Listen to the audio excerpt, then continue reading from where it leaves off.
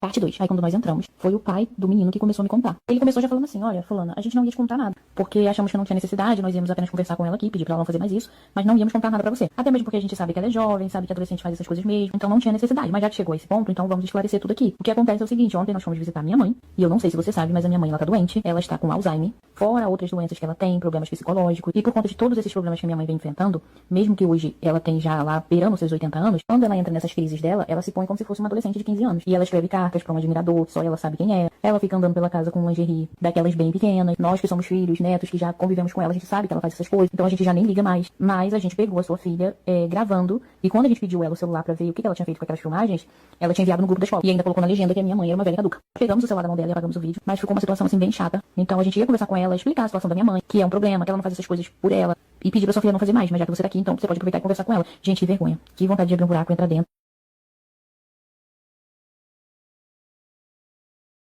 Fui fazer minha depilação íntima com o meu depilador. Sim, isso mesmo, me depilo com um homem. E o que eu ouvi da boca dele quando eu cheguei lá, eu juro pra vocês que eu nunca pensei que eu ia ouvir isso dele ou de qualquer outra pessoa. Eu fiquei completamente em choque. A polêmica da minha vida já começa quando eu falo pras minhas amigas que o meu depilador é homem. Porque geralmente o depilador é sempre mulher, né? Só que na minha cidade tinha esse depilador masculino. Esse homem, ele saiu da cidade dele e veio pra nossa cidade, pra morar na nossa cidade, porque a mãe dele morava por aqui e ele queria ficar próximo. E tipo assim, no início a gente sabe que é mais difícil a gente pegar costume e tal.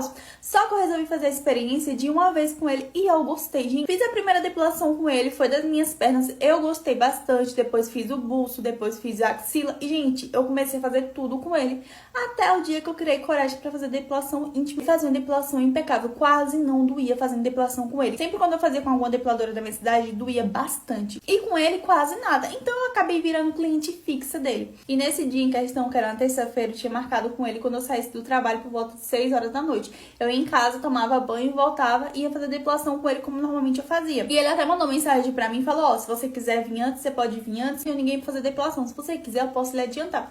E eu expliquei pra ele que não podia por conta do trabalho e tal. Ele super entendeu, falou tudo certo. 6 horas você vem. Só que por coincidência do destino, a rua que eu trabalhava faltou energia. Então o chefe liberou a gente mais cedo. Eu fui pra casa por volta de 5 horas, tomei banho e fui direto pra depilação. Porque, como ele falou pra mim, ele não tinha ninguém pra depilar nesse horário. Tudo certo. Cheguei lá, a recepcionista mandou eu entrar. Falou que ele estava ocupado depilando uma moça que tinha acabado de chegar de última hora. Falei tudo certo, ia esperar e esperei. Só que eu resolvi ir até a sala, ao lado da sala que ele fazia depilação, pra tomar água. E, gente, a porta, ela tava entreaberta. Quando eu tava passando em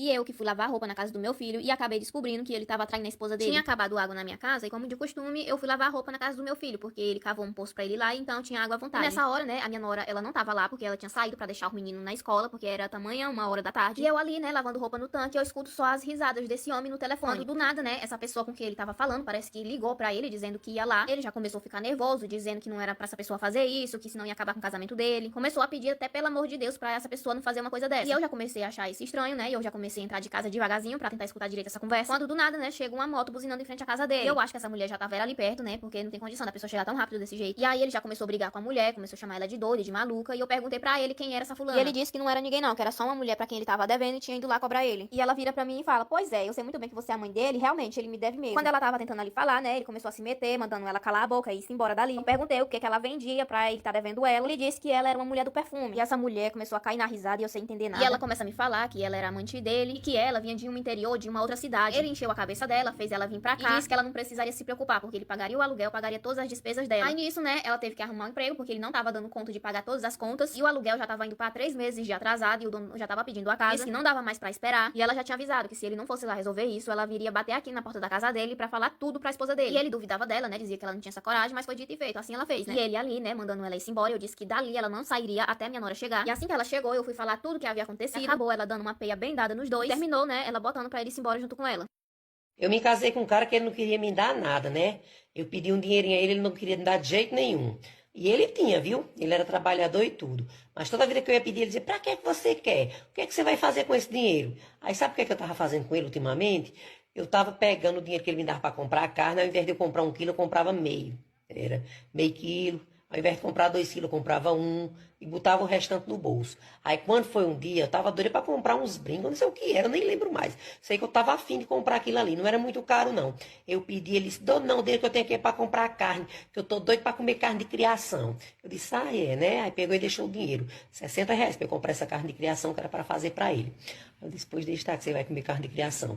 Aí eu fui comprar, né, a carne de criação. Fui direto pra loja, comprei o que eu queria comprar. Eu acho que eram uns brincos que eu queria comprar. Comprei os brincos, aí quando voltei pra casa, fiz o arroz, o feijão, e fritei uns ovos por ali, umas salsichas. Quando ele chegou, ele feliz, né, achando que ia comer a carne de criação. Aí disse: cadê? Tu não comprou uma carne de criação? Eu disse: se eu te contar, tu não acredita.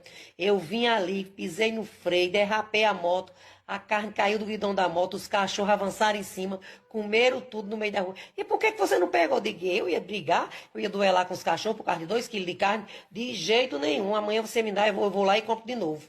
Fui, fiquei, comprei, foi meus brincos, a coisa mais linda do mundo. Vixe, velho miserável. Quer mulher, meu filho, mulher é artigo de luxo. Se você não pode sustentar, o que é que você quer? Pegando mulher. Deixa a mulher lá quieta no canto dela, na casa do pai dela, da mãe dela, ou do marido. Chegaram umas vizinhas novatas aqui na rua há pouco tempo e de repente meu marido começou a mudar aqui dentro de casa. Começou a fazer questão por dinheiro, coisa que ele não fazia antes. Se as fraldas dos meninos acabavam, era uma guerra aqui dentro de casa, o maior cabaré. Quando foi esses dias, ele comprou pão pras crianças tomar café e já foi dizendo: é pra cada um comer um pão, bora fechar a boquinha. É pra render comida aqui dentro de casa, que eu não vou tá gastando dinheiro à toa, não. Eu digo: como é história, você fez filho, tem que sustentar. Deixa as crianças comer, se você quer economizar, passe fome em você. Meu perfil oficial é Casinha da Mica. Aí ele deu uma de enraivada e passou 2 dias sem falar comigo. Quando foi ontem de noite, saiu, se arrumou, se perfumou. Aí uma amiga minha passou e viu ele no bar. Chegou aqui dizendo: teu marido tá ali no bar bebendo todas. Toda mulher que passa, ele diz: venha pra cá que aqui eu pago. Me arrumei e fui lá. Quando eu cheguei, tá ele numa mesa rodeado de mulher, cheio de bebida e tiragosto. Só fiz riscar luminosa pra cima dele. Nessa hora só vi garrafa voar, cadeira cair, mulher correr. Ele passou pra casa feito bala. Quando é agora, o dono do bar tá aqui cobrando ele o prejuízo. E ele disse que não vai pagar, que quem vai pagar sou eu. Eu digo: me respeite, quem vai pagar é você, pra aprender a ser homem. E aí, meu povo, o que vocês fariam com um cabra desse? Deixa aqui nos comentários.